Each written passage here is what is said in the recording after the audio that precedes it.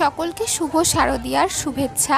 পঞ্চমীর দিন সকালে আমরা গেছিলাম প্যান্ডেল হপিংয়ে সাউথ কলকাতা।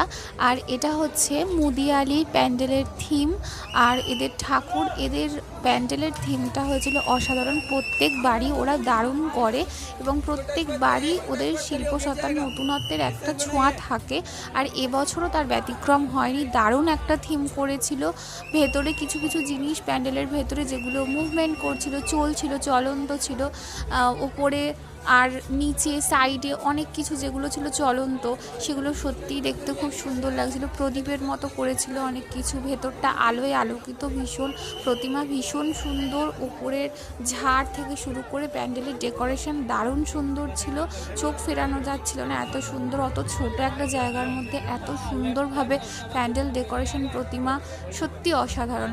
যদিও কলকাতার প্রত্যেকটা পুজো যে প্যান্ডেল হয়, প্রত্যেকটা সাউথ এবং নর্থের অসাধারণ হয়। তাদের প্রত্যেকের থিম, প্রত্যেকের শিল্পসত্তার নতুনত্বের পরিচয় পাওয়া যায়। একটার সাথে একটার কারোর তুলনা হয় না, প্রত্যেকটা খুবই সুন্দর হয়। তবুও কোনোটা যেন একেবারে হৃদয়ে ছুঁয়ে যায়, এমনই একটা প্যান্ডেল এটা। তো যাই হোক, আমরা গিয়েছিলাম দিনের বেলা, তাতেও আমাদের লাইটিং দেখতে কোনো অসুবিধা হয়নি, কারণ প্যান্ডেলের ভেতরটা পুরো আলোকিত ছিল, সমস্তটাই লাইটিং করা ছিল। ভিড় ছিল প্রচণ্ডই, দিনের বেলা বলে যে ভিড় কম এমনটা ছিল না। মানুষের মধ্যে ভীষণ এক্সাইটমেন্ট কাজ করে দুর্গাপুজোর সময়।